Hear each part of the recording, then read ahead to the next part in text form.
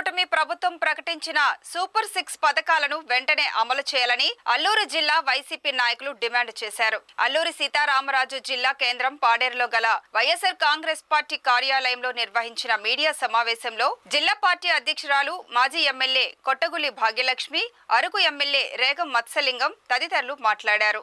ఈ సందర్భంగా అరకు శాసనసభ్యులు రేగం మత్స్యలింగం, జిల్లా అధ్యక్షురాలు భాగ్యలక్ష్మి మాట్లాడుతూ కూటమి ప్రభుత్వ అరాచకాలను ఆపాలని, వైఎస్ఆర్ కాంగ్రెస్ పార్టీ కార్యకర్తలు, నాయకులపై దాడులు, హత్యలను తీవ్రంగా పరిగణిస్తున్నామని పేర్కొన్నారు. ఇదే పరిస్థితి కొనసాగితే అధిష్టానం పిలుపు మేరకు పోరాటం ఉధృతం చేస్తామని హెచ్చరించారు.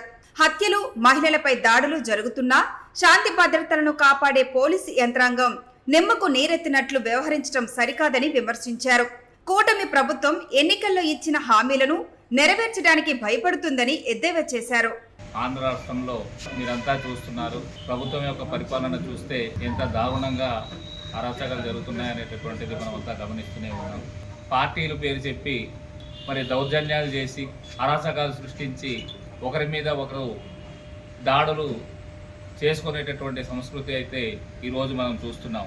నిజంగా ఇంత నీచమైనటువంటి రాజకీయాలు చేయడం అనేటటువంటిది నిజంగా ప్రజలకైతే శ్రేయస్కరం కాదు అని చెప్పేసి మేము అంటున్నాం.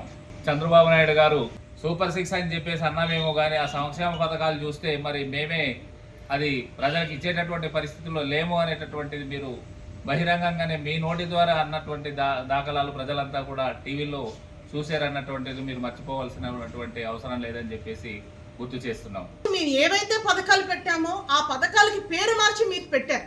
మీరు చంద్రబాబు నాయుడు గారు కానివ్వండి, లోకేష్ గారు కానివ్వండి, పవన్ కళ్యాణ్ గారు కానివ్వండి, ఎన్నికల హామీలో మీరు ఇచ్చినటువంటి వాగ్దానాలని ముందు మనం ప్రణాళిక వేసుకోమా? ఎంత బడ్జెట్ అవుతుంది? ఇన్ని పథకాలతోని మనం ప్రజల్లోకి వెళ్తున్నాం. దీనికి బడ్జెట్ ఎంత అవసరం అవుతుంది? అంత బడ్జెట్ మన వల్ల సాధ్యం అవుతుందా? ఈరోజు రాష్ట్రం యొక్క పరిస్థితులు ఏ రకంగా ఉంది అని ఆలోచన చేసి కదా మేనిఫెస్టో రిలీజ్ చేస్తారు. నీకు నోటుకొచ్చిన ఏ హామీలు అయితే హామీలు చెప్పేసి అమలు చేయాల్సినటువంటి సందర్భం వచ్చినప్పుడు నేను ప్రణాళిక వేస్తాను, రూట్ మ్యాప్ వేస్తానని చెప్పి సాకులు చెప్పుకొని ఈరోజు తప్పించుకునే ప్రయత్నం ఈరోజు కూటమి ప్రభుత్వం ఉంది.